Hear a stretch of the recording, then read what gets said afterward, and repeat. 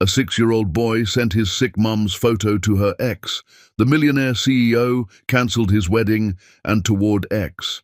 Hi, my beautiful family. Welcome back to Mr. Peter Stories, your own family channel. Heavenly God, we place our hearts before you with humility and gratitude. Please surround this family with your mercy, peace, and protection. Bless every home with calm nights, hopeful mornings, and strength for every unseen battle. Let health replace worry, let peace replace fear, and let love guide every step we take. Lord, I lift every woman in this family into your light. Cover them with dignity, wisdom, and unbreakable strength. They carry families, emotions, and silent sacrifices without asking for recognition. Reward them with good health, inner peace, and lives filled with respect. Let no woman here ever feel forgotten, weak, or alone, because their value is priceless and their presence is a blessing to this world. My beautiful family, these words come from the heart. I write with sincerity, prayer, and love for you. Stay with me, feel this moment, and walk this journey together, because this family is built on respect, care, and trust. If your heart is true, like the video, if your love is real, write, I am with Mr. Peter. The organ music swelled through St. Patrick's Cathedral like a beautiful lie. Patrick Walker stood at the altar in his custom Italian tuxedo, staring at the massive wooden doors where his bride would appear any moment.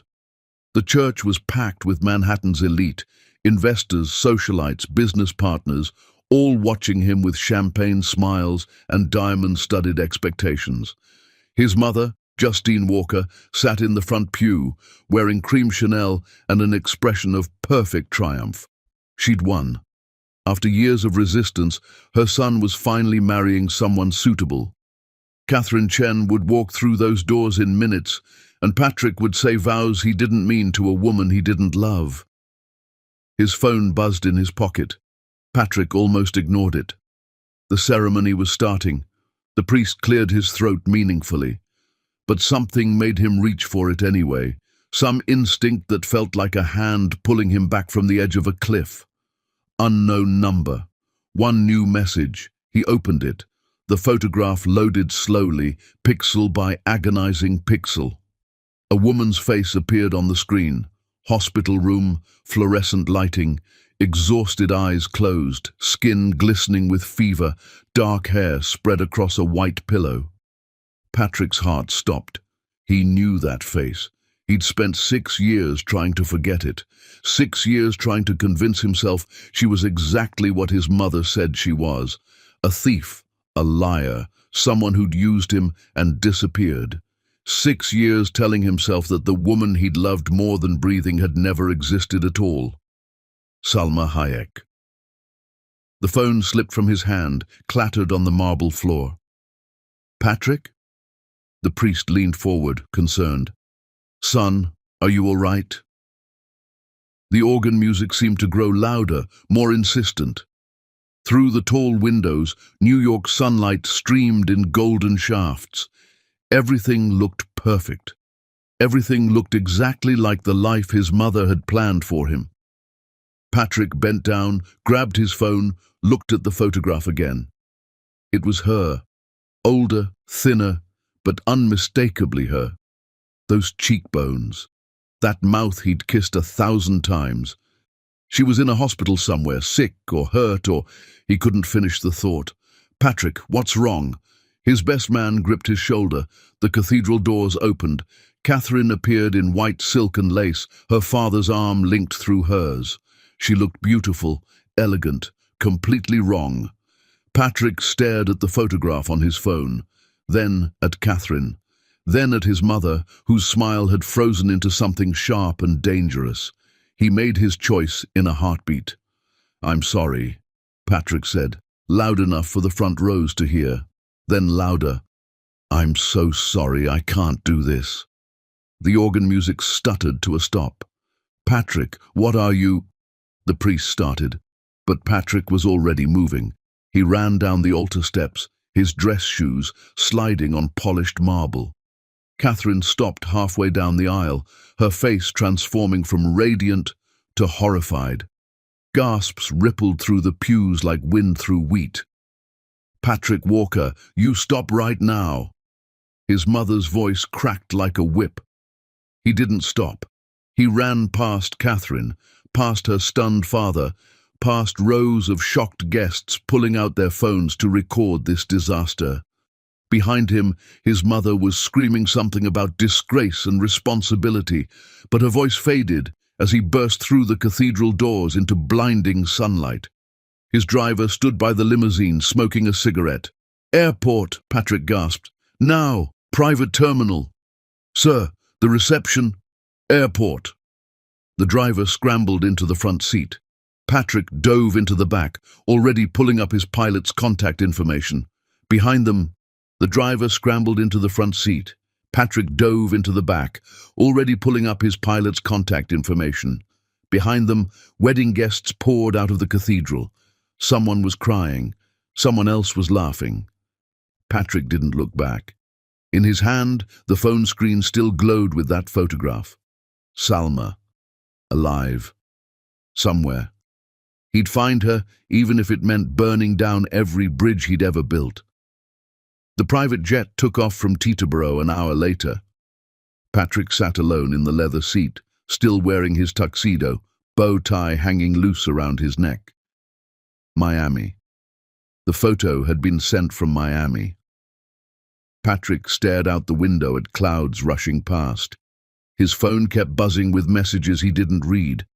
The wedding had been streaming live. By now the video of him running from the altar was everywhere. Runaway groom, CEO. He didn't care. The jet's interior was too quiet, too perfect. Patrick closed his eyes, but all he saw was Salma's face. Not the sick woman in the hospital photo. The Salma he remembered, laughing at some terrible joke he'd made, dancing in their apartment kitchen at midnight, looking at him like he was the only person in the world who mattered, then gone. She'd left a note on their bed, 3 sentences that had destroyed him. "I'm sorry. Your mother was right about me. Don't look for me." He'd looked anyway, hired the best investigators money could buy. They'd found nothing. And then his mother had shown him the bank statements, the transfers, evidence of theft. Patrick had wanted to believe she was innocent, but the evidence was there, and Salma was gone. Except he had known her. He knew he had. "Sir," the pilot's voice cracked through the intercom, "we're beginning our descent into Miami." Patrick sat up, straightened his bow tie out of habit, then tore it off completely. What was he doing? Running toward a woman who'd stolen from him and disappeared? He looked at the photograph again. "I'm coming," he whispered to the screen. "Just hold on." Miami hit him like a wall of heat when he stepped off the plane. Midnight, but the air was thick and warm. Patrick climbed into the waiting car he'd arranged, gave the driver the hospital address his team had tracked down. Jackson Memorial Hospital. The city blurred past, palm trees, Art Deco buildings, streets still busy despite the late hour. Patrick's hands wouldn't stop shaking. He tried to prepare himself. Salma sick, Salma angry, Salma with someone else, a whole new life he wasn't part of. The hospital appeared, massive and lit up against the night sky. Patrick walked through the emergency entrance, still wearing his tuxedo. A security guard looked up, startled. The late-night receptionist's eyes widened. "I need to find a patient," Patrick said. "Salma Hayek." The receptionist typed, frowned. "Are you family?" "Yes." The lie came easily. "Room 417, 4th floor. But sir, visiting hours are—" Patrick was already moving toward the elevators. The 4th floor was quiet, just the beep of monitors and the soft squeak of nurses' shoes on linoleum. Patrick found room 417 halfway down the corridor. The door was partially open. He pushed it open wider. The room was small, clean, filled with the antiseptic smell of hospitals everywhere. And there in the bed, exactly like the photograph, Salma. She was asleep. Her face was thinner than he remembered, sharp cheekbones, more pronounced but still beautiful. Still her. An IV drip fed into her arm. Monitors beeped softly. Patrick's legs nearly gave out. He grabbed the doorframe, just staring. She was real. She was alive. She was here. "Can I help you?" Patrick spun around. A nurse stood behind him, holding a chart, her expression professional but wary. His voice cracked. "I'm here to see Salma Hayek. Are you family?" "Yes, No, he's not." The voice came from behind him, small but fierce. Patrick turned. A little boy stood in the hallway, maybe 6 years old, wearing pajamas with cartoon characters on them. He was small, skinny, with beautiful dark skin, and the most striking eyes Patrick had ever seen. Eyes he recognized. Eyes he saw in the mirror every morning. "Johan, honey, you should be sleeping," the nurse said gently. The boy, Johan, ignored her. He stared at Patrick with an intensity that was unnerving in someone so young. "You're the man from the picture." Patrick's mouth went dry. "What picture?" "The one Mama keeps in her jewelry box. The one she cries over when she thinks I'm sleeping." The nurse looked between them, confused. "Sir, I'm going to have to ask you to get him out." Patrick's head snapped toward the hospital room. Salma was awake, sitting up despite the IV, her eyes blazing with fury he'd never seen before. "Salma, get him out!" Her voice was rough, sick, but the rage in it was perfectly clear. "Security! Someone call security!" "Mama, no!" Johan started. "Johan, go back to the waiting room. Now!" The little boy looked at Patrick one more time, something searching in his gaze, then ran down the hallway. Patrick stepped toward the room. "Salma, please, You need to leave." She was shaking, her hands gripping the bed rails. "You have no right to be here." "Is he mine?" The words burst out before he could stop them. "That boy, Johan, is he mine?" Salma's face went white. For a moment she looked like she might faint. Then her expression hardened into something cold and terrible.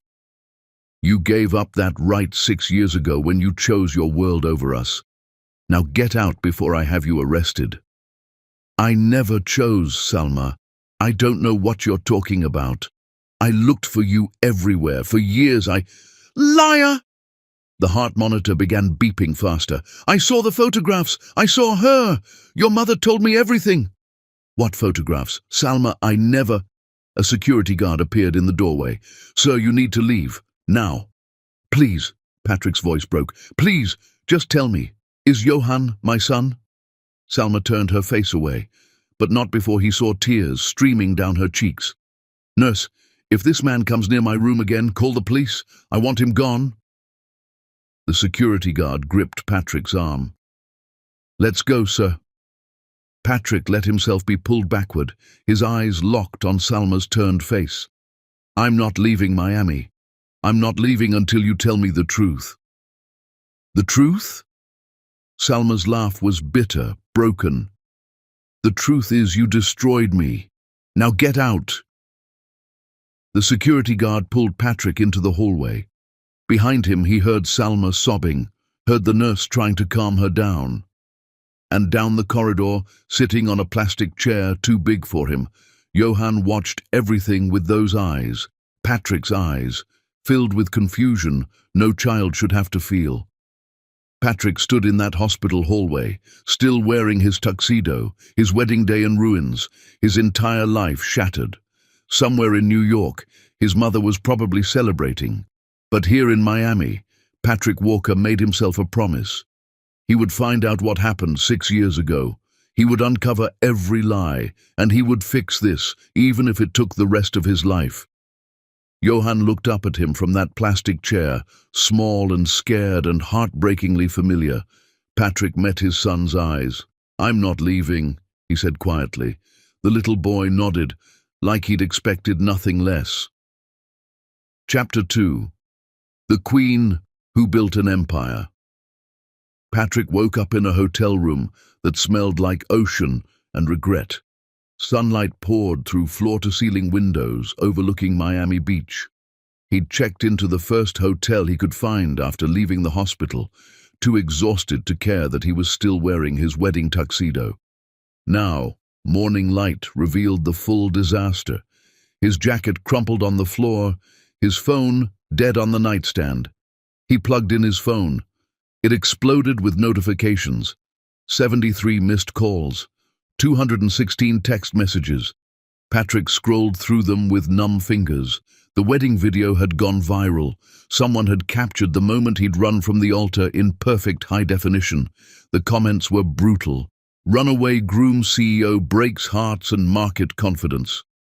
Walker Enterprises stock plummets after wedding disaster. His phone rang. His mother's face appeared on the screen. Patrick declined the call. It rang again immediately, declined again, and again. On the fourth attempt, he answered. "Where are you?" Justine's voice was ice wrapped in razor wire. "Do you have any idea what you've done? Catherine's family is threatening to sue. The board called an emergency meeting. Get back to New York right now." "No." Silence. His mother wasn't used to that word. "What did you say to me?" "I said no. I'm in Miami. I found her." More silence, then, "Found who?" "You know exactly who." His mother's laugh was sharp, ugly. "That thief?" "Patrick, she stole from you.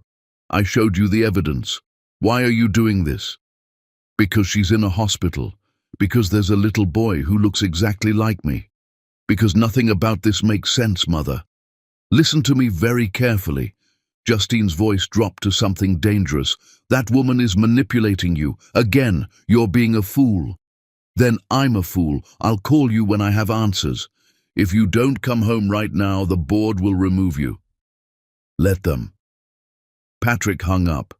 His hands were shaking. He'd never defied his mother like that before.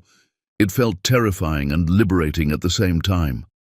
An hour later, showered and wearing clothes he'd bought from the hotel gift shop, Patrick stood outside Jackson Memorial Hospital. He couldn't go inside. Salma had made that clear. But he could wait. He'd been standing there for 20 minutes when a black Mercedes pulled into the parking lot. Salma emerged from the passenger side. Patrick's breath caught. She wasn't in a hospital gown anymore. She wore a navy blue dress that fit her perfectly. Her hair pulled back in an elegant twist. She looked healthy, strong, nothing like the sick woman he'd seen the night before. She moved with a confidence that made her seem taller than she was. A nurse walked beside her, carrying discharge papers. "Thank you for everything," Salma said, her voice warm. "I'll follow up with my regular doctor next week." "Take care of yourself, Miss Hayek, and that brilliant son of yours." Salma smiled, and Patrick's heart cracked open. He'd forgotten how beautiful she was when she smiled. Then she saw him. The smile died instantly. Her expression went cold, closed, dangerous. "What are you doing here?" "I needed to see you." "I told you to leave." "I know. I can't." The nurse looked between them nervously. "Should I call security, Miss Hayek?" "No," Salma said quietly. "He's leaving. Aren't you, Patrick?" "Not until you talk to me." "There's nothing to talk about. Johan is my son." It wasn't a question this time. Salma's jaw tightened. "You lost the right to call him that." "Maybe, but he's still mine, and you can't change that no matter how much you hate me." "Hate you?" Salma laughed, brittle and sharp. "I don't hate you, Patrick. I don't feel anything for you at all anymore. You're just a stranger wearing a familiar face." The words hit him like bullets. Patrick stepped closer. Salma didn't back away, just stared at him with those cold, beautiful eyes. "Then look me in the eye and tell me you never loved me." For a moment, just a moment, something flickered in her expression. Something that looked like pain. Then it was gone. "I loved who I thought you were. Turns out that person never existed." A car horn honked. The Mercedes driver gestured impatiently. "I have to go," Salma said. "I have a business to run. Unlike some people, I can't spend my days stalking my exes." Where's Johan? None of your business. Salma, please, stop. She held up a hand. Just stop. You had 6 years to find us if you actually cared. You didn't. Now it's too late. I'm not married. I ran from the wedding. For you. Salma stared at him for a long moment. Then she shook her head, something almost like pity crossing her face. That's the saddest part. You actually think that matters. You think a grand gesture fixes everything. She moved past him toward the Mercedes. It doesn't. You can't fix this. Where are you going? She paused at the car door. To work. Some of us have to earn our money. What do you do? Why do you care? Because I want to know everything I missed. Salma's laugh was bitter. You want to know what I do? Fine. I plan weddings. I own Phoenix Moments, Miami's premier event planning company. And before you ask, yes, I built it from nothing. No stolen money, just hard work. She got into the Mercedes. The door slammed. Patrick stood there, watching the car drive away, his mind reeling. Salma owned a company, a successful one. She'd built an entire life here, raised their son, became someone extraordinary. All while he'd spent 6 years half alive in New York, following his mother's plans. His phone buzzed. Unknown number. The same number that had sent the hospital photograph. A new message. Meet me at Bayside Park, the playground. Come alone. J. Johan. A 6-year-old child was orchestrating meetings now. Patrick should have been concerned. Instead, he felt pride. His son was brilliant. Bayside Park was crowded with tourists and locals enjoying the Miami sunshine. Patrick found the playground easily. Bright colors and children's laughter made it impossible to miss. Johan sat on a swing, not swinging, just waiting. He wore a school uniform, khaki pants and a white polo shirt. His backpack sat at his feet. He looked so small, so serious. Patrick approached slowly. Hi. Johan looked up. Those eyes, Patrick's eyes, studied him carefully. You came. You asked me to. Mama would be mad if she knew I texted you. How did you get my number? Johan shrugged. I found an old phone bill in Mama's office. Your name was on it, from before. I'm good with computers. I can see that. Patrick gestured to the empty swing. May I?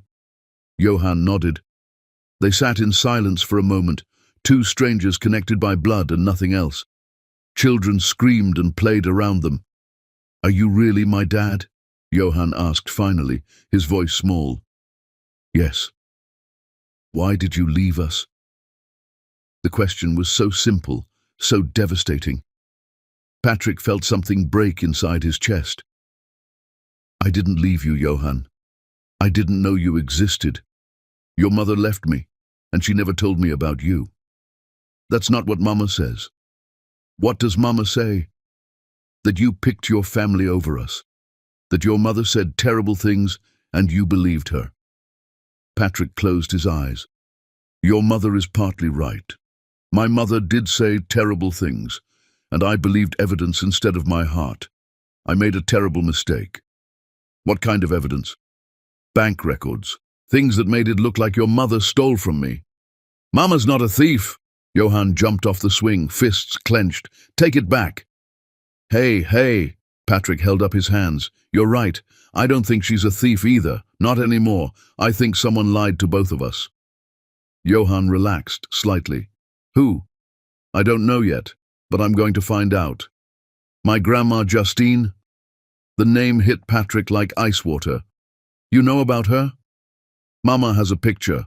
She told me that's my grandma, but we can't visit her because she's a bad person. Is she bad? Patrick thought about his mother, about the evidence she'd shown him, about how quickly she'd provided those bank statements when Salma disappeared. Yes, he said quietly. I think she might be. Johan sat back down on the swing. Are you going to leave again? No. Promise? I promise. Mama says promises don't mean anything. Then I'll prove it with actions. I'm not going anywhere, Johan. Johan looked at him with those serious eyes. Mama's going to be really mad. Probably.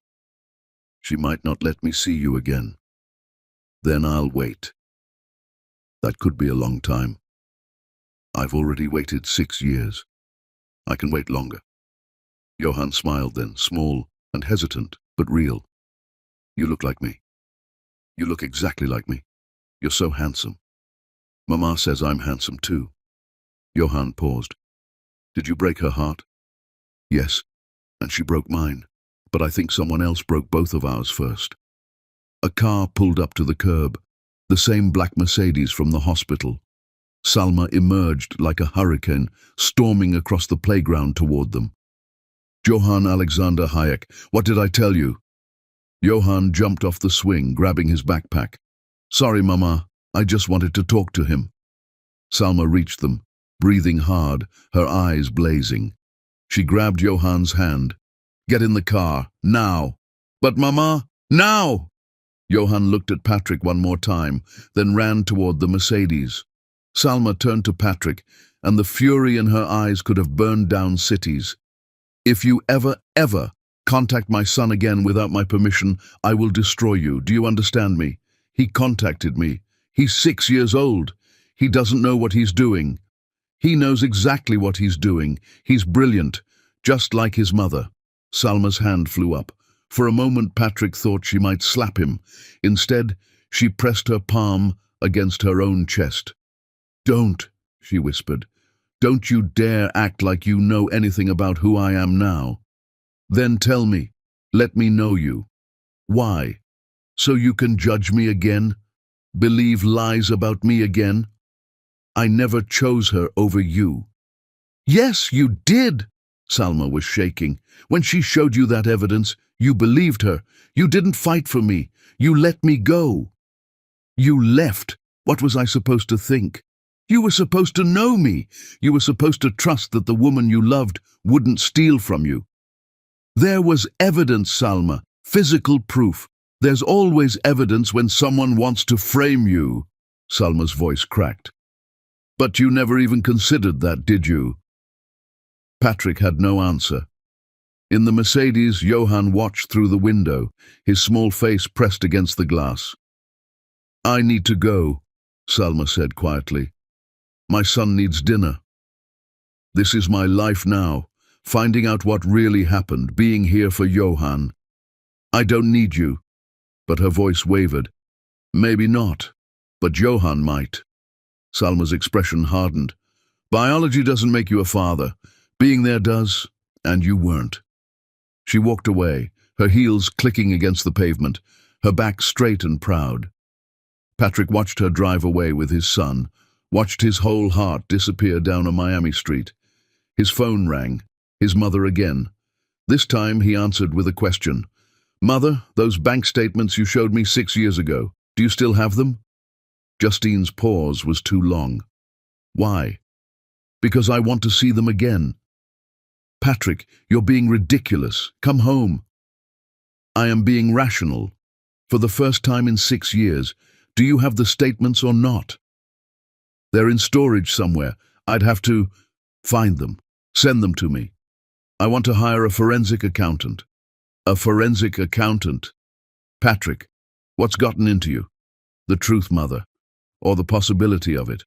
He hung up before she could respond. Around him, children played and parents laughed, and the Miami sun beat down warm and bright. And Patrick Walker felt more alive than he had in 6 years. The truth was out there somewhere, and he was going to find it. Chapter 3. The Son Who Knows a Secret. Patrick's hotel room had become a war room. Papers covered the bed, financial records, investigator reports, printouts of old text messages. His laptop displayed bank statements from 6 years ago, the ones his mother had finally, reluctantly sent over. He'd hired the best forensic accountant in Miami, a sharp-eyed woman named Rebecca Torres, who'd promised him answers. But answers took time, and time was something he couldn't afford while Salma built walls higher every day. His phone buzzed, another unknown number. Hello? It's me. Johan's whisper was barely audible. "Don't say my name. Mama's in the shower." Patrick sat up straight. "Are you okay?" "Yeah, I just wanted to talk. Is that okay?" "It's more than okay. I'm being careful." A pause. "Are you still in Miami?" "Yes." "Are you going to stay?" "As long as it takes." "Mama cried last night after we got home. She thought I was asleep, but I heard her. She was talking to her friend Rosa, saying she can't do this again." Patrick closed his eyes, pain lancing through his chest. "I don't want to hurt her." "Then why did you come back?" "Because I needed to know the truth, because I never stopped loving her, and because I have a son I didn't know about." "Do you love me?" The question was so direct, so vulnerable. "Yes. I know I just met you, but yes, you're my son. How could I not love you?" "Mama says love has to be proven." "Your mother is right, so let me prove it. What do you need?" Johan was quiet for a moment. "There's a thing at my school next week. A father-son breakfast. I never get to go. Could you come with me?" Patrick's heart shattered and rebuilt itself in the same instant. "I would love nothing more. But your mother, I'll ask her. Maybe if she sees you with me, she'll stop being so mad." "Maybe." "I gotta go. I hear the water turning off." The line went dead. Patrick sat in the silence of his hotel room, holding his phone like it was something precious. His son wanted him at a school breakfast. Such a small thing. Such an enormous thing. The next morning, Patrick did something he hadn't done in years. He went to a toy store. The shop was overwhelming. Aisles of bright colors and plastic and things that beeped and sang. Patrick wandered through it completely lost. "Can I help you?" A saleswoman appeared, smiling. "I need a gift. For my son. He's 6. I don't know what he likes." The saleswoman's smile softened. "First time, Dad?" "Something like that." She led him to a section filled with building sets, science kits, puzzles. "Get something he can do alone or with you."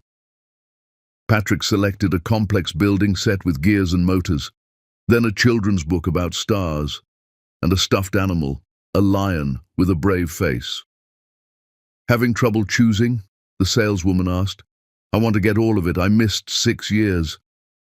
Her expression turned sympathetic. "You can't make up for lost time with toys, but you can start building new memories." Patrick bought everything anyway.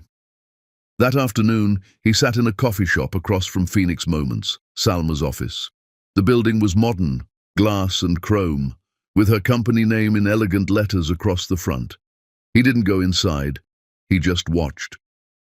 A woman emerged from the building, laughing into her phone. She was older, maybe late 40s, with kind eyes. She spotted Patrick, and her expression changed. She ended her call and walked directly to his table. "You're him," she said. Not a question. "I'm Patrick Walker." Rosa Mendez, Salma's business partner and best friend. She sat down without being invited. "The man who broke her heart is sitting outside our office like some kind of stalker." "I'm not stalking.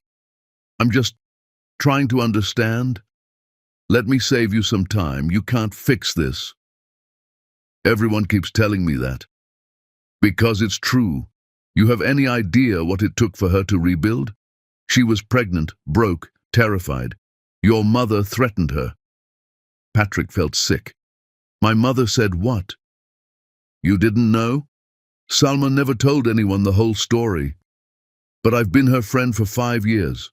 Your mother told her she'd make sure the baby was never born." "I'm starting to realize what my mother is." "Good. So now what? You want to ride in and save Salma?" "She doesn't need saving. She saved herself." "I don't want to save her," Patrick said quietly. "I want to know her, the woman she is now." Rosa was quiet for a moment. "You know what the worst part was? She couldn't trust herself anymore. She'd built her whole identity around being smart. Then she fell in love with someone who believed lies about her at the first opportunity." I was shown evidence, bank records. I don't care what you were shown. Rosa's voice was hard. You should have known. When you love someone, really love them, you know what they're capable of. The words hit like hammers, because Rosa was right. I want to make this right, Patrick said. Then earn it, not with money or grand gestures, with time, with consistency. Rosa stood to leave, then paused. That father-son breakfast at Johann's school. She's going to let you go. How do you know? Because Salma wants Johann to have what she never did, a father. She'll sacrifice her own comfort for that boy. Rosa's expression softened slightly. Don't make her regret it. She walked back into the building, leaving Patrick alone with his coffee and his guilt. That night, Patrick got a text from a number he recognized. Salma. His heart jumped. He opened the message. Johann wants you at his school breakfast on Friday, 8 in the morning, Coral Bay Elementary. Don't be late. Don't embarrass him. Don't make me regret this. Patrick typed back immediately. I'll be there. Thank you. The response came a minute later. I'm not doing this for you. This is for Johann. I won't. Can I ask you something? A long pause. Then, what? Why did you leave without telling me about Johann? You would have what? Believed me over your mother. You didn't then. Why would a baby change that? Because it's different. A child changes everything. Your mother made it very clear what would happen if I stayed. I was young, scared, pregnant. She had power. She said she'd make sure I lost the baby. I believed her. Patrick stared at his phone, rage building. She threatened you while you were pregnant. Yes. Did she show you photographs? Of me with someone else? Another long pause. How did you know? Because I think they were fake. I think everything she showed both of us was lies. Maybe. Or maybe you're trying to rewrite history. I'm hiring a forensic accountant to examine the evidence. Will you look at what they find? Why would I care about ancient bank records? Because if I'm right, it means someone deliberately destroyed us. Don't you want to know who? The response took so long he thought she might not answer. Then finally, if you find proof, real proof, I'll look at it. But Patrick, even if your mother lied, even if she faked everything, you still believed it. You still chose her story over me. That's the part that hurt. The message felt final. Patrick typed, I know, I'm sorry. No response came. He sat in his hotel room, surrounded by evidence and toys and the wreckage of his old life, and wondered if sorry would ever be enough. Chapter 4. The Woman Who Doesn't Need Saving. Friday morning arrived wrapped in Miami sunshine. Patrick stood outside Coral Bay Elementary School at 7:45, dressed carefully in khakis and a button-down shirt. Not too formal, not too casual. He'd changed 3 times, trying to look like someone who belonged at a father-son breakfast. Other fathers arrived with their sons, men in business suits and construction uniforms and casual weekend clothes. They looked comfortable, natural. Patrick felt like an imposter. You came. He turned. Johann stood there in his school uniform, backpack on his shoulders, looking up at Patrick with those serious eyes. I told you I would. Lots of people say things they don't mean. I meant it. Johann studied him for a moment, then smiled. Small, tentative, but real. Come on, we have to sign in. They walked toward the entrance together. Patrick wanted to reach for Johann's hand, but didn't know if that would be welcome. Johann solved the problem by grabbing his hand first, his small fingers wrapping around Patrick's larger ones. Something in Patrick's chest broke open. Your hand is big, Johann said matter-of-factly. Yours will be too someday. They reached the sign-in table.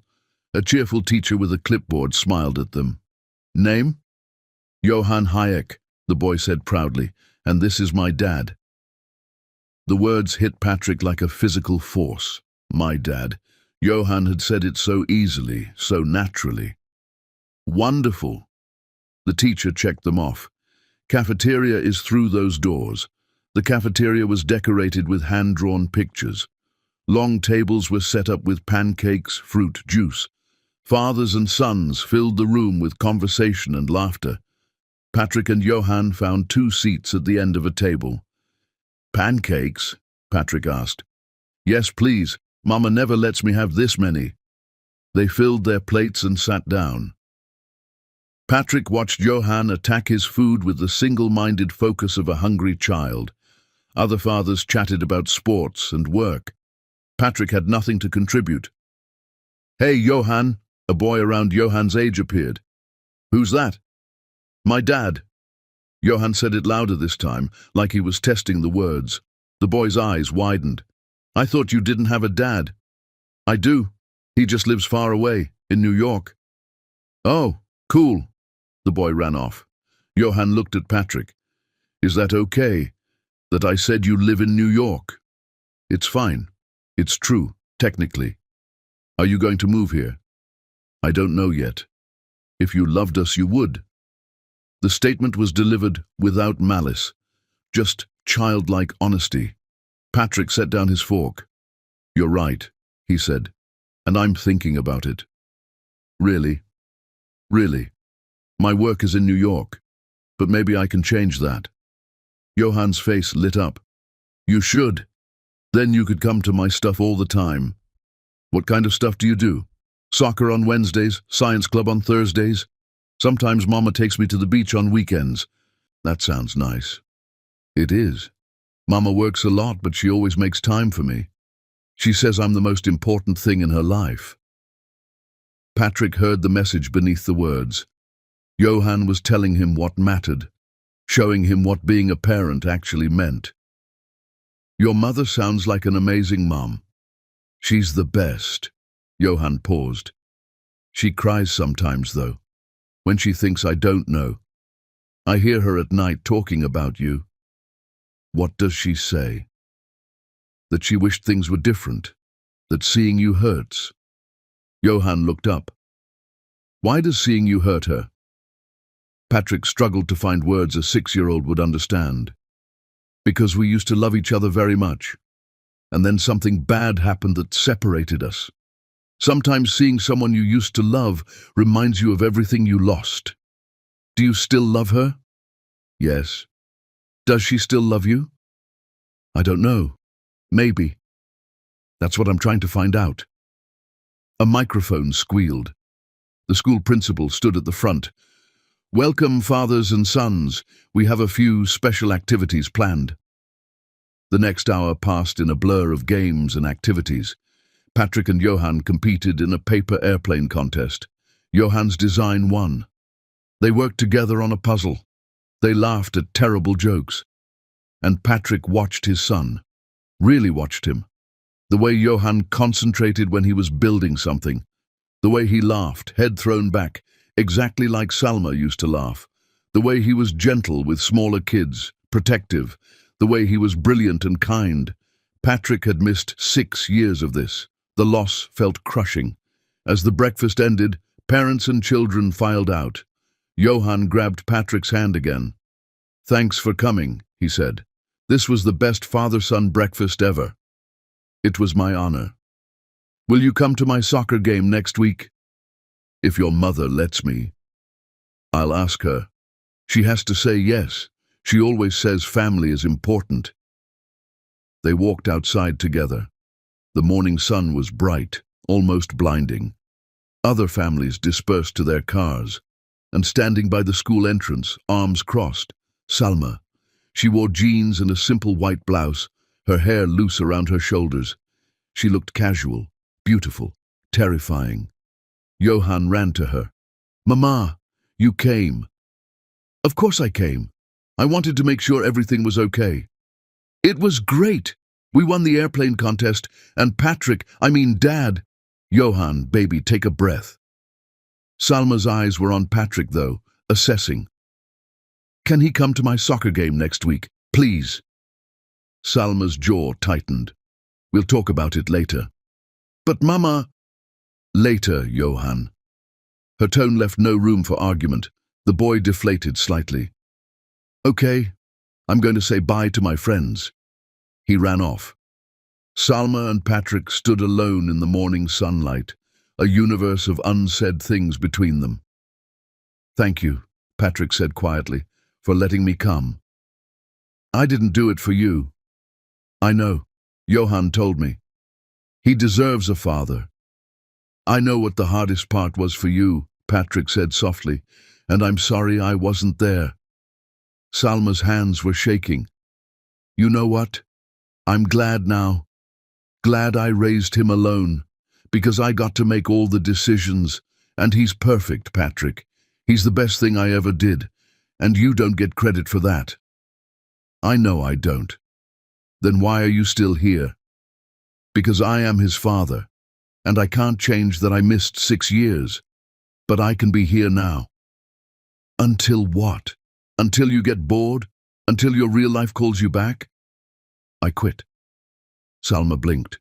What? I resigned from Walker Enterprises, officially, yesterday. I have no job, no company, no ties to New York anymore. You quit your family's company? Yes. Why? Because being here matters more than a corner office. I've spent 6 years being who my mother wanted me to be. I'm done. Salma stared at him, something flickering in her eyes. Surprise, maybe respect, then skepticism. That's a very grand gesture. It's not a gesture, it's a choice. And what are you going to do now? Find a place to live. Be here for Johann's soccer games and school events, finish investigating those bank records, and wait, however long it takes. What if it takes forever? Then I'll wait forever. Salma's laugh was brittle. You really think you can just will this into being fixed? No, I think I destroyed something precious. But I also think our son deserves a father who shows up, and I think part of you wants to know if I'm telling the truth. Even if that's true, it doesn't change the fact that you believed I could steal from you. Patrick had no defense. She was right. I'm sorry, he said. I know those words aren't enough, but I'll spend the rest of my life proving that sorry means something. Salma's eyes were bright with unshed tears. Your apologies won't change the past. No, but maybe they can change the future. Johann came running back. Mama, can we get ice cream? Salma looked at her son, at his hopeful face. Then at Patrick. Fine, she said finally. Ice cream. But then Patrick has to go. Johann's face lit up. Really? Really? They went for ice cream. Patrick drove his rental car behind Salma's Mercedes. They ordered chocolate for Johann, vanilla for Salma, coffee for Patrick. They sat at a picnic table outside, Johann chattering while Salma remained silent, watching Patrick with careful eyes. And for an hour, they almost looked like a family. But when Johann ran off to look at boats, Salma turned to Patrick with steel in her voice. Don't get used to this. Don't think this means anything. I won't. One breakfast, one ice cream trip, that's not a relationship. I understand. Do you? Because you look at me like you still love me. Patrick met her eyes. I do still love you, and I don't know if it can be fixed, but I have to try. Salma stood up abruptly. We're done here. Johann, time to go. Patrick watched them drive away again, watched his heart disappear down another Miami street. But something had shifted, something small. Salma had spent an hour with him voluntarily. It wasn't forgiveness, but maybe it was the first step towards something. Chapter 5. The truth that changes everything. Patrick's phone rang at 6 in the morning. He grabbed it, disoriented. Mr. Walker? A woman's crisp voice. This is Rebecca Torres. I've finished my analysis of those bank records. Patrick sat up instantly. And? Can you come to my office? This isn't something I want to discuss over the phone. An hour later, Patrick sat across from Rebecca Torres in her downtown Miami office. She was in her 50s, sharp-eyed and serious, with a wall of credentials behind her desk. She slid a folder across the desk toward him. Those transfers your mother showed you 6 years ago, they're fake. Very good fakes, but fakes nonetheless. Patrick's world tilted. You're sure? Completely. Look here. She pulled out a highlighted document. These routing numbers don't match any legitimate bank. They're ghost accounts, created specifically to make it look like money was being moved, but no money actually transferred anywhere. My mother created fake bank accounts. Or had someone create them for her. These statements look perfect to a casual observer, but forensic examination reveals inconsistencies. It's all there. Patrick stared at the papers, his hands shaking. So Salma never stole anything. Based on these records? No, there's no evidence any money went missing at all. My mother ruined my life over a lie. Rebecca's expression softened. I'm sorry. I know this isn't easy to hear. Do you have proof? Something I can show Salma? Everything's in that folder. Documented, notarized, ready for legal proceedings if necessary. Patrick took the folder with trembling hands. 6 years. 6 years of believing Salma was a thief. There's more, Rebecca said carefully. I did some additional digging. About a week after Salma would have left New York, someone made a large payment to a private investigation firm. The payment came from an account controlled by Justine Walker. My mother hired investigators? Yes. And according to my contacts, those investigators located Salma Hayek in Miami within 2 months. They reported her location to your mother. The room seemed to spin. What? Your mother knew where Salma was. She knew, and she didn't tell you. When you hired your own investigators later, your mother paid them to report they'd found nothing. Patrick couldn't breathe. The betrayal was so enormous, so calculated. Why? He whispered. I can't answer that. But the evidence is clear. Your mother systematically destroyed your relationship, then prevented you from finding her for years. Patrick stood, folder in hand, rage building like wildfire. Send me your final invoice, whatever it costs. Already done, Mr. Walker. Are you all right? No, but I will be. He left her office in a daze, walked to his car, sat behind the wheel staring at nothing. His mother had done this. She'd fabricated evidence, paid investigators to lie, kept him and Salma apart for years. She'd stolen 6 years of his son's life. His phone rang.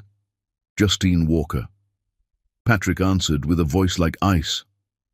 I know what you did. A pause. Patrick, what are you talking about? The bank records were fake. The investigators you paid to lie. All of it. I have proof. Silence. Then carefully. I don't know what you think you've found, but don't. Patrick's voice cracked. Don't you dare lie to me anymore. I have a forensic report. I have documentation. I know everything, Mother. The question is why? More silence. Then the mask dropped. Justine's voice went cold. Because she wasn't good enough for you. A nobody with no family, no connections. You were going to waste your life on her. You had no right.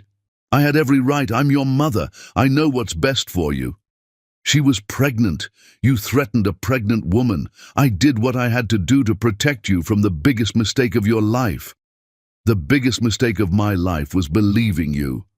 Patrick was shaking. You stole my son from me. You destroyed the woman I loved. For what? Your pride. For your future. For Walker Enterprises. For everything that matters. None of that matters, Patrick screamed. Not compared to what I lost. You're being dramatic. You'll thank me someday. I'm done. Do you hear me? I'm done with you. Done with your lies. Done with everything you represent. You're not my mother anymore. Patrick, you're upset. Let's talk about this. There's nothing to talk about. Don't call me. Don't contact me. I never want to see you again. He hung up, blocked the number, sat in his car breathing hard, tears streaming down his face. Then he drove to Phoenix Moments. Salma's office was on the 2nd floor. Patrick bypassed the receptionist, took the stairs 2 at a time, found her door. He burst through it without knocking. Salma looked up from her desk, startled. What the... Patrick, you can't just... It was all fake. He threw the folder on her desk. The bank records, the evidence. My mother fabricated everything. Here's the proof. Salma stared at the folder like it might explode. What are you talking about? Read it, please. A forensic accountant examined everything. The transfers never happened. My mother created it all to make you look like a thief. Salma's hands moved slowly, opening the folder. She read the first page, then the second. Her face went white. This says that you never stole anything, that my mother lied about everything. She knew where I was. Salma's voice was barely a whisper. It says here she knew and never told you. For 6 years, she knew and she kept us apart. Salma looked up at him, tears streaming. Why? Because you weren't good enough for her vision of my life. Because she wanted to control me. Salma's hands were shaking. All these years, I thought you chose her. Believed I was a thief even though you knew me. You were right to think that. I did believe it, and I'm sorry. I should have trusted you. Stop. Salma held up a hand. Just stop. She stood, walked to the window, stared out at Miami. Patrick waited, his heart hammering. Do you know what the worst part is? She said finally. Part of me is relieved. Part of me is happy that you didn't just abandon us. Salma, but part of me is so angry I can't breathe. Because even if your mother lied, you still believed it. You still thought I was capable of betraying you. I know, and I have no excuse. Yes, you should have. She turned to face him. This doesn't fix everything, Patrick. This doesn't erase 6 years. I know. It doesn't change the fact that I built a life here without you, that I don't need you anymore. I know that too. Then what do you want from me? Patrick stepped closer. I want the truth between us. I want you to know that I never stopped loving you, that seeing Johan makes me grateful and devastated at the same time, and I want to know if there's any part of you that still loves me, because if there is, I'll fight for this. Salma's tears were falling faster. You're 6 years too late. I know, but I'm here now, and I'm not leaving, not unless you look me in the eye and tell me there's no hope. She stared at him for a long moment. Then quietly, I can't tell you that. Why not? Because it would be a lie. And I'm done with lies too. The air between them crackled with possibility. I kept your coffee mug, Salma whispered, for 6 years. I couldn't throw it away. I drove past our apartment every month, just sat outside, remembering. I told Johan stories about you. Made you into someone far away instead of someone who left. He's so much like you, brilliant and brave. They were closer now, inches apart, 6 years of longing compressed into the space between their bodies. Salma? The office door burst open. Rosa stood there, breathless. Salma, we have a problem. The Rivera wedding, the venue just flooded. We need... She stopped. Should I come back? Salma stepped away from Patrick, wiping her eyes. No. What venue flooded? The Venetian. They're saying it'll take weeks to repair. The wedding is Saturday. Salma was already moving, pulling up contacts, switching into business mode. Patrick, you need to go. I have a crisis to manage. Can I help? No. This is my job. I handle it. Patrick nodded, understanding. This was Salma showing him who she'd become. Capable, independent. He moved toward the door, then paused. Salma, what happens now? With us? She looked at him, her expression unreadable. I don't know. I need time to process this. Take all the time you need. I'll be here. Will you? Or will you go back when things get hard? I told you, I quit. I'm staying in Miami. Whether you forgive me or not, Johan deserves his father. Something in her expression softened. Okay. Okay. Patrick left, the folder still on her desk, proof of his mother's betrayal sitting there like a grenade. As he drove back to his hotel, his phone rang. Unknown number. Johan. Dad, can you come to my soccer game tonight, please? Dad, without hesitation this time. I'll be there, Patrick said. What time? 6. Cedar Park. Wear blue. That's our team color. I'll be the loudest one cheering. Promise? Promise. Patrick hung up, wiped his eyes, and wondered if redemption always felt like drowning and flying at the same time. Chapter 6. The game that changes nothing and everything. Cedar Park was packed with parents and the chaotic energy of children's sports. Patrick arrived early, wearing a blue shirt he'd bought specifically for this. He found a spot on the bleachers, surrounded by other parents who all seemed to know each other. He was an outsider, but he was here. Johan's team, the Blue Dolphins, was warming up on the field. Patrick spotted his son immediately, small compared to the other kids, but he moved with determination. First game? Patrick turned. A man about his age sat down beside him, friendly smile. Is it that obvious? Little bit. You have that terrified parent look. He held out his hand. My daughter's on the Dolphins, number 7. Patrick shook his hand. Patrick Walker. My son is number 12. Johan. Great kid, smart player. Pride swelled in Patrick's chest. He's brilliant. The game started. Patrick had never watched children's soccer before. It was chaos. A swarm of kids chasing a ball, parents shouting, coaches trying to maintain strategy. But Johan was different. He positioned himself, waited for opportunities, passed to teammates who had better shots. 10 minutes in, Johan got the ball near the goal. He could have shot. Instead, he passed to a teammate, a bigger kid who kicked it into the net. The crowd erupted, and Johan celebrated his teammate's goal like it was his own. Patrick's throat tightened. His son was kind. Yeah, Johan! Patrick shouted, louder than he'd intended. Johan looked up toward the bleachers, searching. His face lit up when he found Patrick. He waved, huge smile splitting his face. Patrick waved back, not caring that tears were streaming down his face. The Dolphins won. When the final whistle blew, Johan ran off the field straight to the bleachers, straight to Patrick. Did you see my pass? Patrick scooped Johan up and spun him around. I saw, that was incredible. I'm all sweaty. I don't care. Johan hugged him tight. You came. You really came. I told you I would. Johan. They both turned. Salma stood at the edge of the field, holding a water bottle. She wore jeans and a Dolphins team shirt, her hair pulled back. She looked young, beautiful. Mama, did you see? I got an assist. I saw, baby. I'm so proud of you. But her eyes were on Patrick. You came. He invited me. I know.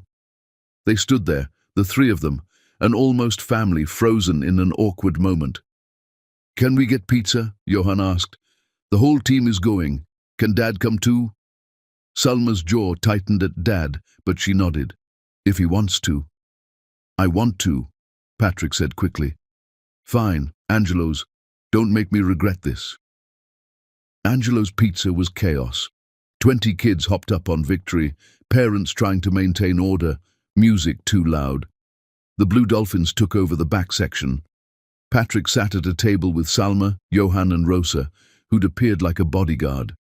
So, Rosa said, not bothering with subtlety, I heard about the bank records. Your mother is quite the piece of work. Rosa, Salma warned. What? We're all thinking it. Rosa turned to Patrick. Your mother destroyed you deliberately. It's okay, Patrick said. She's right. My mother is a monster. And now what? You know the truth. What changes? Patrick looked at Salma, who was avoiding his eyes. I don't know, he admitted. That's up to Salma. No, Salma said quietly. It's up to both of us. This isn't just about my forgiveness. Johan, who'd been coloring, looked up. What's ruins? It's when something is broken, baby. Like when I broke my Lego castle and had to rebuild it. Salma smiled despite herself. Yes, like that. But I made it better the second time. Maybe you can make your thing better too. Out of the mouths of children. Patrick caught Salma's eye. She almost smiled. Maybe, she said softly. The pizza arrived.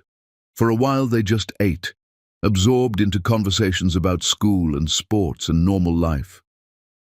Patrick watched Salma interact with other parents, warm, friendly, respected.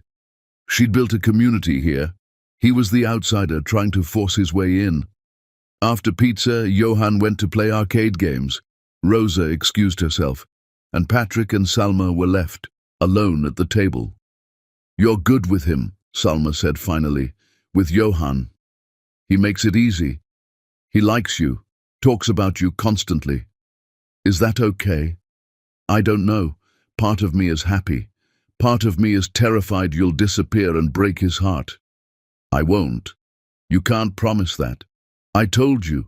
I quit. I'm staying here. Why? What's in Miami for you besides us? Isn't that enough? Salma looked at him for a long moment. I don't know what to do with you, Patrick. You show up with proof that everything was a lie. You quit your job. You come to soccer games. But I don't know if hard work is enough to fix 6 years. What would be enough? I don't know. That's the problem. I built walls around my heart because letting you in the first time nearly destroyed me. And now you want me to just tear them down. I'm not asking to pick up where we left off. I'm asking for a chance to know who you are now. And if I never trust you again? If we co-parent but nothing more? The question hurt, but Patrick answered honestly. Then I'll accept that, because being in Johan's life is more than I deserve. Salma wiped her eyes. You really quit Walker Enterprises? Yes. Where are you living? A hotel, but I'm looking at apartments. In what neighborhood? Near Johan's school, maybe. Salma was quiet. Then, there's a rental in my building. 3rd floor, 2-bedroom. The tenant just moved out. Patrick's heart stopped. You want me to live in your building? I want Johan to be able to see his father regularly, and I want to see if you actually stay. Living close makes that easier. Salma, don't read into it. This isn't me forgiving you. This is me being practical. Okay. The terms are, you show up for Johan, you don't make promises you can't keep, and you give me space. Done. They stared at each other across the table, surrounded by noise and families. Something was shifting, something fragile and terrifying. Johan came running back. Mama, can Dad come to my school science night next week? Salma looked at Patrick, then at their son's hopeful face. Yes, she said, he can come. Johan cheered, threw his arms around both of them, pulling them into a group hug, and for just a moment, Patrick let himself believe that maybe this could work. Chapter 7. The photographs that destroyed everything. The apartment in Salma's building was small but perfect. 2 bedrooms, kitchen with a window, living room walls bare and waiting. Patrick moved in with almost nothing, some clothes, a laptop, the papers proving his mother's fraud. He was starting over. His first night there, someone knocked on his door. Johan stood in the hallway holding a plate covered in foil. Mama made extra dinner. She said you probably don't have food yet. Patrick took the plate, touched. Thank her for me. She says you're welcome, but this doesn't mean anything. Tell her I understand. Johan hesitated. Can I see your apartment? Of course. The boy wandered through, examining everything. It's empty. I just moved in. I'll get furniture. You need pictures. Mama says pictures make a place a home. What kind? Family pictures. Patrick didn't have any. Maybe you could draw me one, he suggested. Johan's face lit up. Really? Really? Okay, I'll make you the best picture ever, of all of us. After Johan left, Patrick ate the dinner Salma had sent, rice and beans and chicken that tasted like home. He sat in his empty apartment and wondered if this was what hope felt like. Science night at Coral Bay Elementary was a week later. The gymnasium was transformed into a showcase of projects. Kids stood proudly by their displays while parents circulated.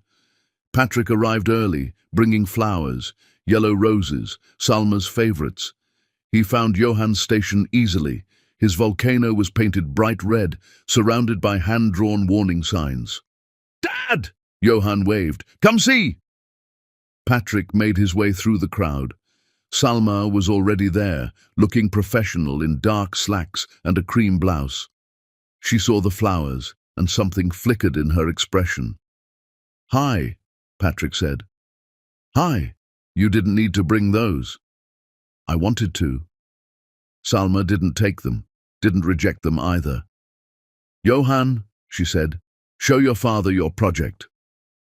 For 20 minutes, Johan explained his volcano with the passion of a real scientist.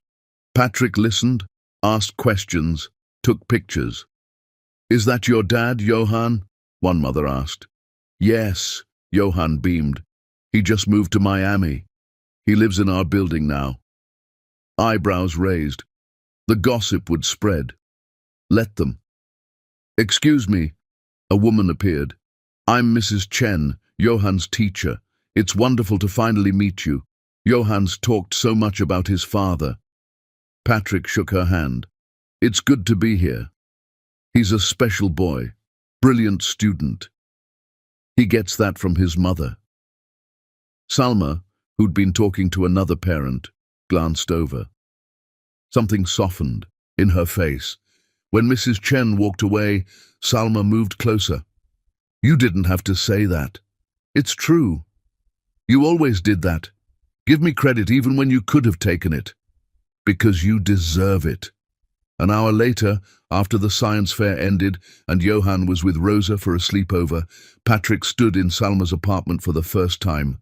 It was beautiful. Warm colors, photographs everywhere, pictures of Johan growing up. None of Patrick. Salma disappeared into her bedroom, emerged holding a shoebox. "I kept these," she said. "I don't know why." She opened the box. Inside were photographs, dozens of them. Patrick and Salma from 6 years ago, laughing, dancing, kissing. Evidence of a love that had existed. But there were other photographs too. Salma pulled them out with shaking hands. "Your mother gave me these, the night I left." The photos showed Patrick with a blonde woman. They looked intimate, his arm around her head on his shoulder, both laughing. "This is Catherine," Salma said. "Your mother showed me these and said you were using me, that you were going to marry her anyway." Patrick stared at the photographs. "I remember this event. This was a charity gala. Catherine was there with her parents. We talked for maybe 10 minutes. You look pretty comfortable." "Because they're fake." Patrick grabbed one, examined it closely. "Look at the lighting. This is photoshopped, like the bank records." Salma's voice shook. "I believed them. I was pregnant and scared, and your mother was so convincing." "I know.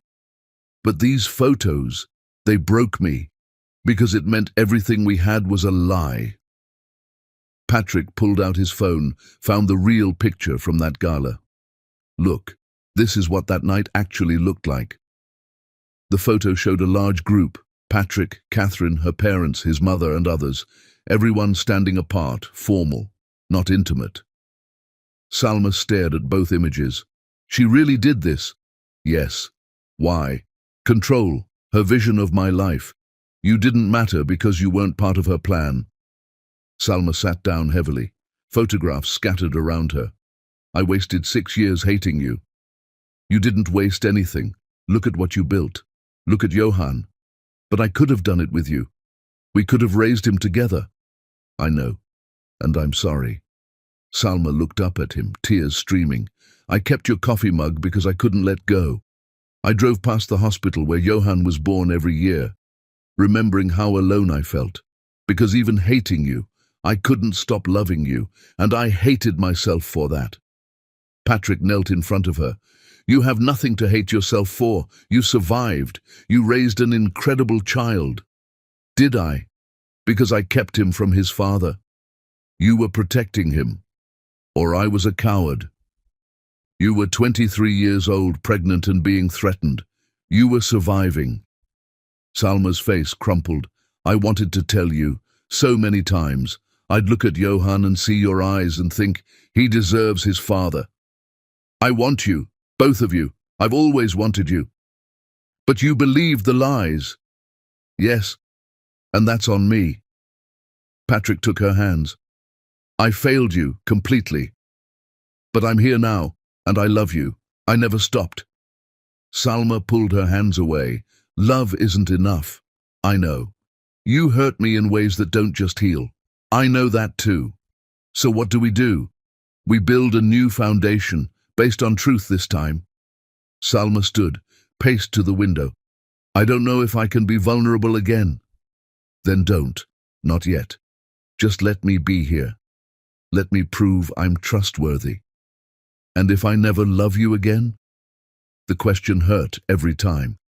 Then I'll accept that, because having any part of your life is better than none of it. Salma turned to face him. You really quit everything for us? Yes. Why? Because none of it mattered without you. They stared at each other, 6 years and 1,000 lies between them. I need time, Salma said finally, to process this, to figure out what I feel. Take all the time you need. Patrick moved toward the door, then stopped. Salma, those photographs you kept, of us when we were happy, can I have copies? Why? Because Johan said I need family pictures to make my apartment a home. Something in Salma's expression cracked. I'll make you copies. Thank you. He left, went back to his apartment, and sat in the darkness wondering if love could survive being murdered and somehow resurrected. If trust could be rebuilt from ashes. If they could become a family after all. Chapter 8. The Mother's War. Patrick's phone rang at midnight. He grabbed it, disoriented. Unknown number. Patrick Walker? A man's voice, professional. This is Detective Rivera with Miami Police. I'm calling about Justine Walker. She's your mother? Patrick sat up, instantly awake. What happened? She's here in Miami. She showed up at an address registered to Salma Hayek about an hour ago. Building security called us. Your mother is claiming she has a right to see her grandson. Jesus! Patrick was already pulling on clothes. What's the address? The detective gave it. Patrick's building. I'm on my way. Don't let her near Salma or Johan. He ran downstairs, found Salma in the lobby with building security and 2 police officers. She was in pajamas and a robe, her face pale with fury. Johan was not with her, thank God. Patrick! She saw him, relief and anger mixing. Your mother showed up demanding to see Johan. She was screaming in the lobby. Justine Walker sat in a chair near the security desk, looking immaculate despite the late hour. When she saw Patrick, her face transformed. Finally! Patrick, tell them who I am. You have no rights here. Patrick's voice was ice. I'm his grandmother. You're a liar who destroyed his parents' lives. Justine stood, fury blazing. After everything I've done for you, everything you've done to me, the fake bank records, the photoshopped images, all of it. The detective perked up. Fake bank records? Yes, I have documented proof that my mother fabricated evidence to break us up 6 years ago. Justine's face went red. That's absurd. She owns her own successful company, Patrick shouted. The only monster here is you. I am your mother. You're a stranger, a cruel stranger who stole 6 years of my son's life. Salma moved closer to Patrick, her hand brushing his arm. United front. Mrs. Walker, the detective said carefully, I'm going to have to ask you to leave. If you refuse, we'll charge you with trespassing. You can't do this? Actually, we can. You're not on any approved visitor lists. Justine turned to Patrick, her expression transforming into something almost pleading. Patrick, please. I'm your mother. Can't we talk? There's nothing to talk about. I was trying to protect you. From what? From being happy? From making a mistake that would ruin your life. The only mistake I made was listening to you. Patrick's voice broke. You destroyed the woman I loved. You kept me from my son. For what? Justine's mask slipped. Her face went hard, cruel. That boy isn't even yours. Silence fell like a bomb. Salma gasped. Patrick stepped forward, rage incarnate. What did you just say? I said that child isn't yours. She probably got pregnant by someone else. Patrick laughed, bitter and harsh. He has my eyes, my face. Anyone can see he's mine. But if you want a paternity test, I'll get one, just to prove you wrong one more time. Mrs. Walker, the detective said firmly, you need to leave, now. I want to see my grandson. You threatened to harm him before he was born, Salma said, her voice shaking. You think I'd let you anywhere near him? Justine's face went white. I never… You did. Salma pulled out her phone, pulled up a file. Because I recorded our conversation. Patrick stared at Salma. You have a recording? Yes. Every threat. Everything. She pressed play. Justine's voice filled the lobby, cultured and cold. If you don't leave New York tonight, I will make sure that baby is never born. I have doctors who owe me favors. You have no family, no money, no power. I will destroy you and that bastard child. The recording ended. Silence filled the lobby. The detective's expression had gone very hard. Mrs. Walker, threatening an unborn child is a serious crime. I'm going to need you to come to the station. This is absurd. That recording is fake. We have analysts who can verify that. Ma'am, you have the right to remain silent. As the detective read Justine her rights, she fought, screamed, threatened. But the officers were unmoved. They led her out in handcuffs, still protesting. Patrick and Salma stood in the lobby, breathing hard. You recorded her, Patrick said. All this time you had proof. I did, but I never planned to use it unless I had to. She's going to be charged. For the threats, the fraud, all of it. Good. Salma's voice was hard. She deserves it. They rode the elevator in silence. Salma got off at her floor. Patrick followed. Is Johan okay? He asked. He's at Rosa's. I called her the moment your mother showed up. He doesn't know any of this happened. Thank God. Salma turned to face him. This is your mother, Patrick. Are you okay? She stopped being my mother the moment I learned what she did.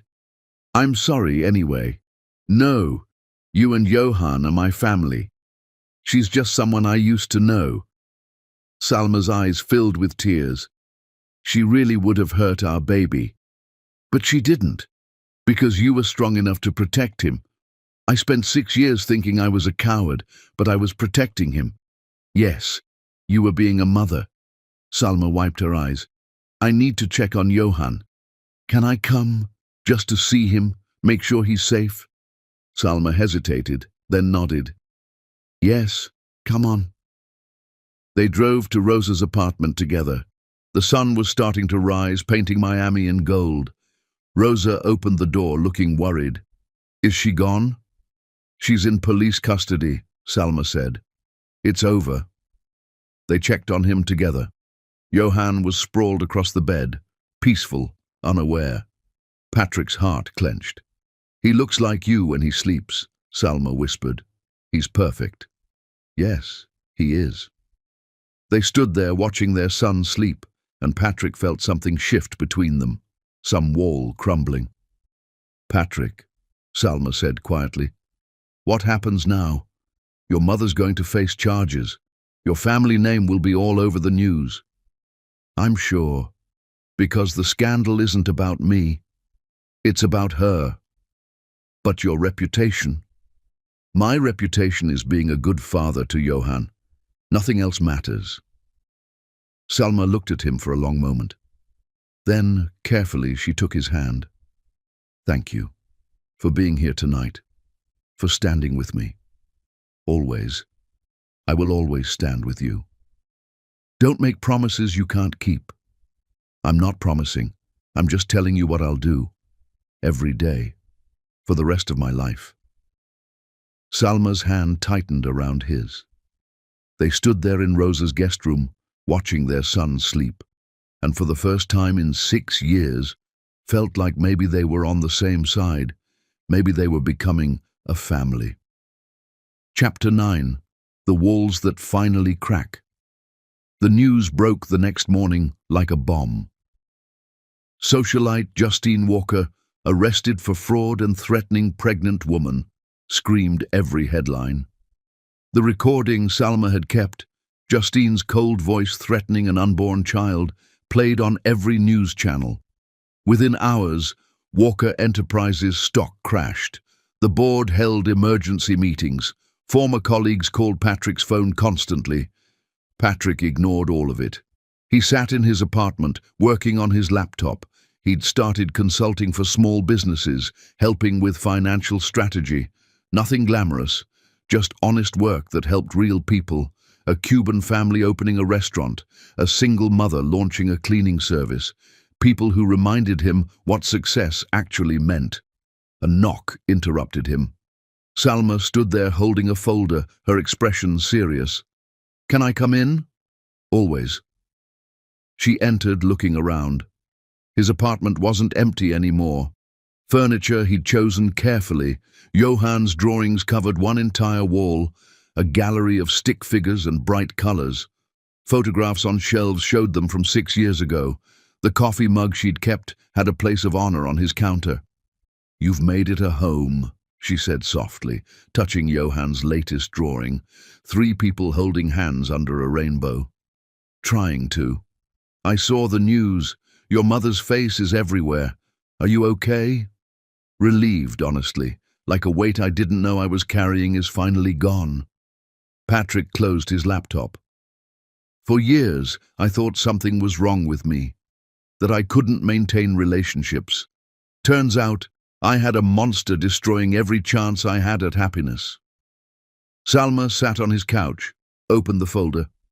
The lawyers found more. "Patrick, it's worse. Your mother did this to other women you dated.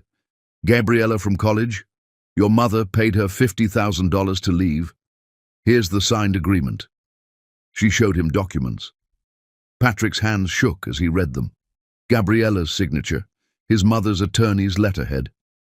"Every serious girlfriend you had before me," Salma continued gently. "Your mother either paid them off or manufactured reasons for you to distrust them, over a decade of controlling your life." Patrick felt sick. He remembered Gabriella, how devastated he'd been when she'd left suddenly. It had all been lies. "She stole more than 6 years," he said quietly. "She stole my entire adult life." "I know." Salma moved closer, her hand finding his. "The prosecutors are building a massive case. Shell accounts, fake documents, payments to investigators. Your mother kept records of everything." Patrick stood, moved to the window. "I want her to pay for all of it. Every single crime." "She will. Fraud, extortion, criminal threats. The lawyers say 5 years in prison, maybe more." "Good." Patrick's voice was hard. "Let her know what it feels like to be powerless." Salma stood, put her hand on his shoulder. "I'm sorry. I know she's terrible. But she's still your mother." Patrick turned. They were inches apart. "She's not my mother anymore. You're my family, you and Johann. She's just a criminal." "Patrick, I need to tell you something." Salma's voice shook slightly. "Johann asked me last night when you and I are getting married." His heart stopped. "What did you say?" "I told him that adults have complicated feelings, that you and I are still healing, still learning to trust each other again." Her voice broke. "And he said, 'But Mama, you smile when he's around. You haven't smiled like that in forever. Doesn't that mean you love him?'" Patrick couldn't breathe. "What did you tell him?" "Nothing, because he's right. I do smile when you're around. And I'm terrified, Patrick. Terrified of admitting it. Terrified of being vulnerable again. Then be terrified, Patrick said, his hands cupping her face gently. But feel it anyway. Be scared and love me anyway. Because I'm terrified too. Terrified I'll mess this up. But I'd rather be terrified with you than safe without you. What if it's a mistake? What if it's not? What if this is exactly what we're supposed to do? They stood in the morning light, 6 years of pain between them. But also hope, also possibility. Can I try something? Patrick asked quietly. What? Can I kiss you? Really kiss you. Not desperate. A real kiss.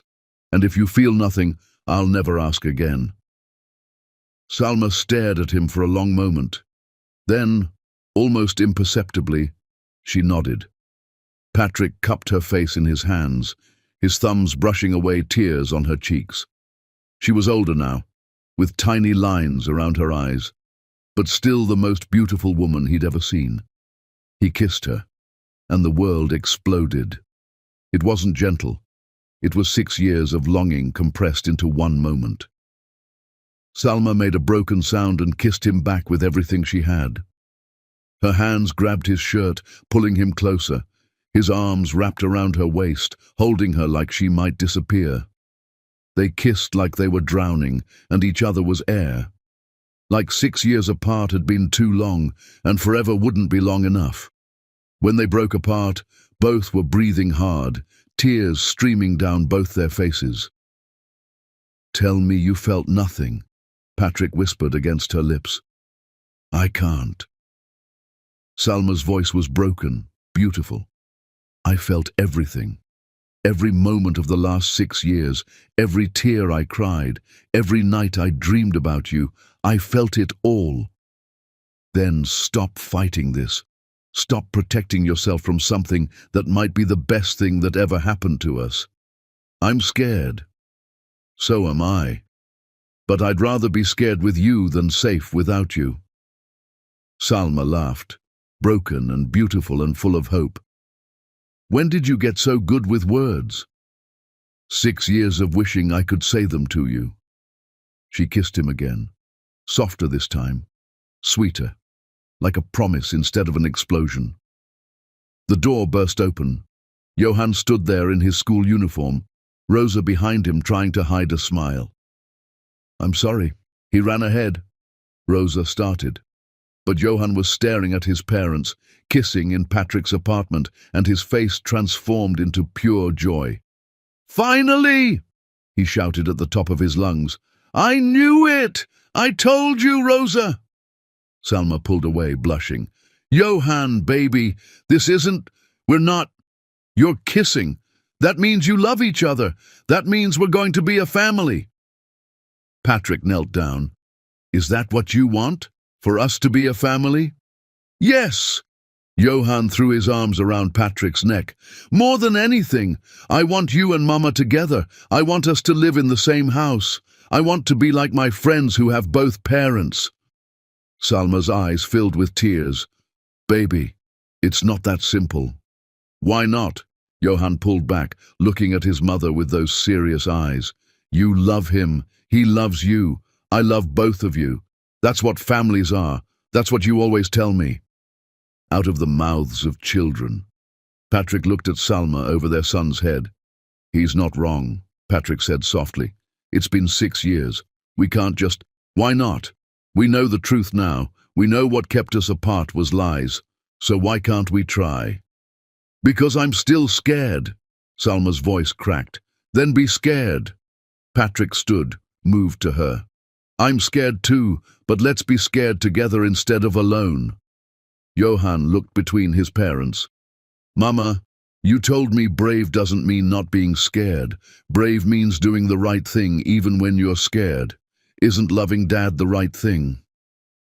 Salma knelt down, pulled Johann into a tight hug. When she looked up, her cheeks were wet. "When did you get so wise?" she whispered. "I learned it from you. You're the bravest person I know." She looked at Patrick over Johann's shoulder, and something in her expression shifted. the last wall crumbling. If we do this, if we really try, we do it right. Therapy, honest conversations, rebuilding trust slowly. Whatever you need, Patrick said, however long it takes. And if it doesn't work, if we try and it falls apart, then we co-parent like adults and never let Johan suffer. But Salma, I think we're different people now, stronger, wiser. I think we can build something that lasts. Rosa cleared her throat. For what it's worth, I've watched you both for weeks. You're different together, better. You make each other laugh, and that kid deserves to see his parents happy. Salma stood, wiping her eyes, looking at the three people who'd become her world. Okay, she said finally. Okay, we try. But slow, Patrick, we go slow. As slow as you need. Johan pumped his fist in the air. Yes! Can I tell my friends I have a dad now? I don't live with you yet, Patrick said gently, but maybe someday soon. When? When your mother is ready. Johan turned to Salma with those big pleading eyes. Mama, please? She laughed despite her tears. You're impossible, both of you. Fine, we'll talk about it. But slowly, and with lots of conversations first. Johan hugged them both, pulling them together into a family hug that felt like coming home. This is the best day ever, he said. Patrick met Salma's eyes over their son's head. She smiled, small and tentative but real and full of hope. Maybe it was the best day ever. Maybe they were finally becoming the family they should have been all along. Chapter 10. The reunion earned 3 months later. Patrick stood in a courtroom watching his mother receive her sentence. The judge's voice was steady, unemotional. 5 years in federal prison for fraud, extortion, criminal threats, witness tampering. Justine Walker, who'd spent her entire life controlling everything, would spend the next 5 years with no control at all. She didn't look at him as they led her away. Her head was high, refusing to show weakness. Patrick felt nothing. She'd stopped being his mother the day he learned what she'd done. Outside the courthouse, Miami sunshine hit him like a blessing. Salma waited with Rosa, both women looking at him with concern and love. Salma took his hand. How do you feel? Free. Patrick breathed in deeply. For the first time in my life, completely free. They drove to Johan's school to pick him up from soccer practice. Patrick had been to every practice for 3 months, every game, every school event, proving through consistent action that he was staying. Salma had been cautious at first, keeping careful distance, but slowly, day by day, her walls had crumbled. Dinners together became regular. Movie nights with Johan became tradition. Long conversations after Johan went to bed became the highlight of Patrick's days. Kisses that had started terrified became certain and sweet. They'd started couples therapy with Dr. Martinez, a no-nonsense woman who didn't let them hide.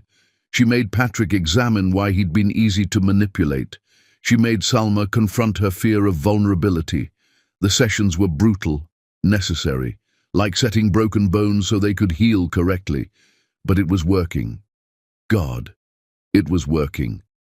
Johan ran toward them from the field, sweaty and ecstatic. Did you see? Coach said I'm getting better. He said if I keep practicing, I might make the advanced team. We saw, baby, Salma said, pulling him into a hug. You were incredible. Dad, did you see my goal? Dad. Johan said it so naturally now. I saw it, Patrick said, his throat tight. Best goal of the game.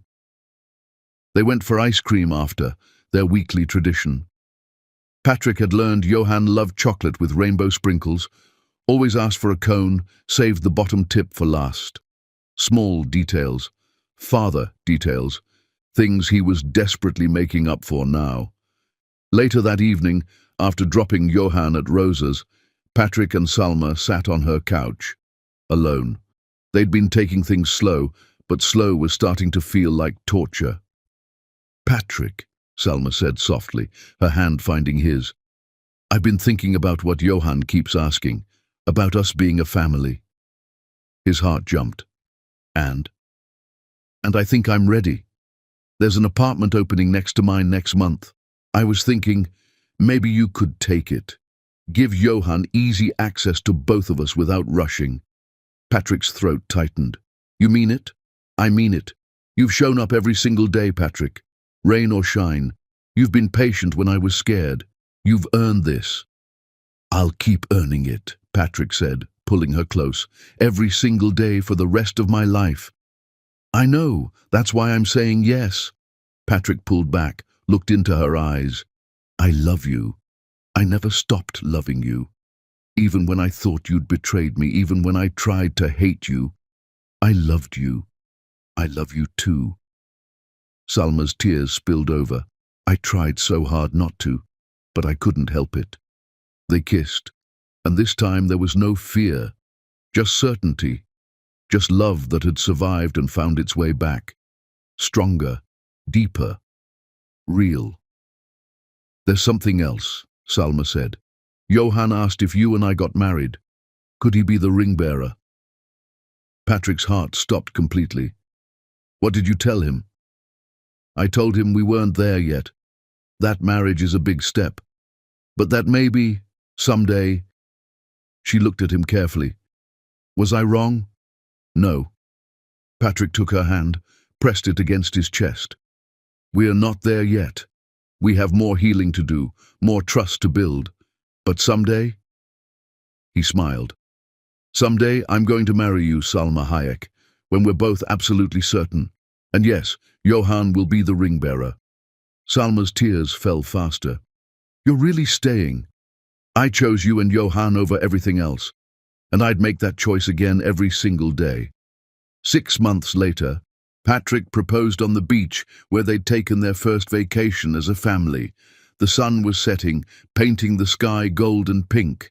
Johan had helped him plan everything, hiding the ring in a sandcastle they'd built. When Patrick got down on one knee, when Johan presented the ring with a huge grin, when Salma started sobbing and laughing and said yes, Johan screamed so loud the entire beach turned to look. People applauded, strangers cheered, and Patrick kissed her while their son danced circles around them in the sand. A year after that, they married in a small ceremony at Salma's favorite botanical garden. The venue was intimate, beautiful, filled with flowers and sunlight. Johan was ring-bearer, wearing a custom tuxedo, his chest puffed out with pride. Rosa was maid of honor, crying before the ceremony started. A handful of close friends filled the chairs.